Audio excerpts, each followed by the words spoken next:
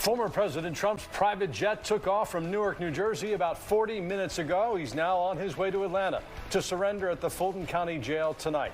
Mr. Trump, one of 19 co-defendants accused of trying to overturn the 2020 presidential election.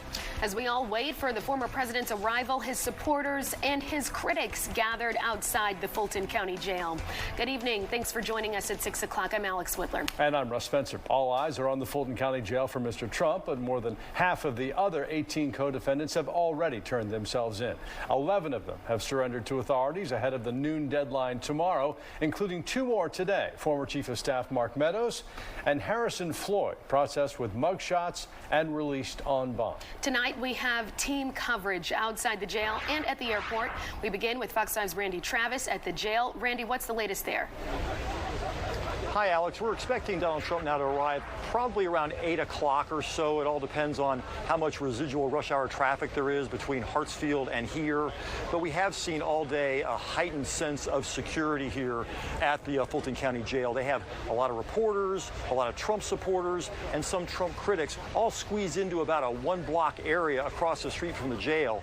But we're all here for the same reason, to see the main defendant in this historic case. I have no idea who that is. Fulton County Sheriff Pat Labatt inspected the scene on Rice Street, accompanied by heavily armed deputies. He's vowed to treat Donald Trump like any other defendant, but it's clear a former president will be handled much differently. A bond has already been set at $200,000. Mr. Trump will have to put up 10%, $20,000 cash to be released. When he arrives in Atlanta, he'll have a new attorney representing him. Prominent defense attorney Steve Sadow, who has had many celebrities as clients, filed paperwork this morning announcing his entrance into the case. And as you mentioned, the 10th and 11th defendants surrendered earlier today. That is former Chief of Staff Mark Meadows and Black Voices for Trump head Harrison Floyd. Meadows was released on a $100,000 bond. That was worked out before. Floyd, I understand, is still here in the Fulton County Jail. Remember, he's accused of harassing Fulton County election worker Ruby Freeman. But earlier this year, he's also accused of attacking an FBI agent who was trying to serve him some sort of legal papers. So perhaps that arrest may be complicating the bond arrangements for Mr. Floyd here. Earlier this afternoon, the judge in this case, Scott McAfee, approved a scheduling agreement for one of the defendants who has filed a speedy trial motion. That's Ken Chesborough. He set an arraignment date for September 6th and a trial for October 23rd of this year. But this is interesting. In his order, he said, quote, "At this time, these deadlines do not apply to any co-defendant." Trump attorney Sadow had already filed a motion saying he wanted to sever Mr. Trump from the rest of the defendants. It'll be interesting to see if he still goes with that because of what Judge McAfee said in his order. But again, we're all waiting here probably around 8 o'clock or so tonight before the former president of the United States pulls in and surrenders here at the Fulton County Jail. Reporting live from the Fulton County Jail, Randy Travis, Fox 5 News. Back to you. Kenneth Chesbrough, one of the president's personal attorneys, knows that he's entitled to a speedy trial and has asked for it. Speaking of speedy, let's emphasize that the former president may not be in the Fulton County Jail for very long. Isn't that right, Grant? That is exactly right.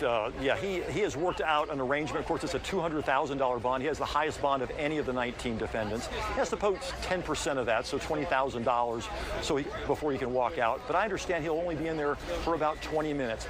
Obviously get his fingerprints done, a mugshot taken, be processed, and then released to head back to Hartsfield and back home to New Jersey. All right, Randy, we know you will be there ready for it all. Thank you.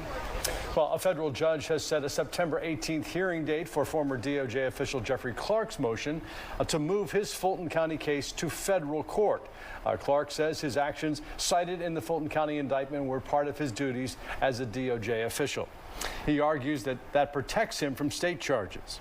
The Fulton County DA's office has until September 5th to respond to Mr. Clark's motion. Now, today's ruling allows the Fulton County proceedings to continue in the meantime. Supporters of the former president and some of his detractors have taken up positions outside the Fulton County Jail. Fox 5's Tyler Fingert continues our live team coverage now from the jail with that part of the story. Tyler. Alex, good evening to you. More than 100 demonstrators have packed Rice Street right outside the Fulton County Jail. Most of them are former President Donald Trump's supporters, and they have braved this heat just for a chance to see him, hopefully, and to give him support as he walks inside the Fulton County Jail. We're talking about truth. Former President Donald Trump's supporters outnumbered those against him outside the Fulton County Jail Thursday. Supporters with flags, shirts, and plenty of MAGA gear lined the road waiting for the former president to surrender. Trump didn't give up on us, and I'm not giving up on Trump. I'm going to support him all the way through. And it's important to be out here to stand up for this witch hunt. This guy's taken shot after shot. He's done nothing wrong but fight for us. The show of support comes as former President Trump faces his fourth indictment this year. He's one of 19 named in the Fulton County election meddling case and is set to turn himself into the county jail less than 24 hours before the noon Friday deadline. Some supporters say they're most excited for his mugshot. You know, if they do a mugshot, it's all over. That will be a rally cry, kind of like remember the Alamo. While there's plenty of supporters of the former president, not everyone is upset he'll soon be booked into jail. I knew that there were going to be people out here offering support for him, and so I wanted to make sure that Fani and the folks who are trying to hold him account had support as well. Law enforcement put up barricades to keep demonstrators away from the jail. Some supporters of Mr. Trump drove hours just to be here. I just want him to stay strong. I'm really concerned about him. He takes so many hits, and he's older now. We want to keep him healthy and strong. The whole world is just watching what we're doing to our former president. It's embarrassing, not only for the country, but, I mean, we look like clowns. In a social media post, the former president says he expects to be here at the Fulton County Jail at about 7:30 tonight, but he did leave Newark Airport a little late, so that's unclear what exact time he'll be showing up here. But the supporters I spoke with say they will be here for him when he shows up. We're live outside the Fulton County Jail tonight. Tyler Fingert, Fox 5 News. As to be expected, Tyler, thank you. Our team coverage continues at Hartsfield-Jackson Airport, where former President Trump will land really in less than 2 hours. Sometime after 7 o'clock. Fox 5's Eric Perry is live for us with the latest. Eric? Yeah, Alex, Russ, good evening to you both. This place has been secured for the past 2 hours. I'm going to move out the way and kind of show you. Earlier, there was a big motorcycle presence here, but you can see Atlanta police, and if you look further here, they're really blocking this entrance and scanning each and every person that has been through. I do want to get you to some video of that motorcycle procession coming here. This is the signature entrance of Hartsfield-Jackson. A more private entrance is where we will see that really well-known plane that is really goes hand in hand when you think of former President Trump here. We've seen different SUVs believed to be a part of the motorcade. That is kind of off to the side in a holding area, we believe, as really they are preparing to take him via motorcade and escort to the Fulton County Jail. Now, earlier, cameras caught a motorcade taking him to his plane in New Jersey. We do know he is on board that flight heading right here to Hartsfield-Jackson, should be here in the next hour and a half to 2 hours, but do want to bring you back out here live. Just kind of want to show you to the right here behind this black fence. We've seen a lot of police cars in there. We see a helicopter that came in. We see several vans and several SUVs believed to be a part of that motorcade. We have been talking with the Secret Service and the different agencies out here, all hands on deck as they're really securing this area. Again, we're all eyes on deck and all hands on deck, excuse me, as they prepare for Mr. Trump to arrive here in the next 2 hours. Of course, we'll be here for you live as soon as his wheels touch down. That's the latest here at Hartsfield-Jackson. I'm Eric Perry, Fox 5 News. Eric, thank you. We know former President Trump is expected to be processed with a mugshot tonight. What else should we expect? Attorney Fred Smith Jr. joins us now. He's a law professor at Emory University. Thanks so much for being here tonight. It's a pleasure to be here. Well, of course, everyone wants to know about this difference in opinion. Chesborough wants a speedy trial. Trump doesn't. So can you break that down for us and what we can expect? Yes, so one of the co-defendants, Chesborough, has filed a motion for a speedy trial. And under the Sixth Amendment of the Constitution, people are guaranteed a right to a speedy trial. And under Georgia law, a speedy trial is one that takes place within 2 terms. And terms last in Fulton County for a handful of months.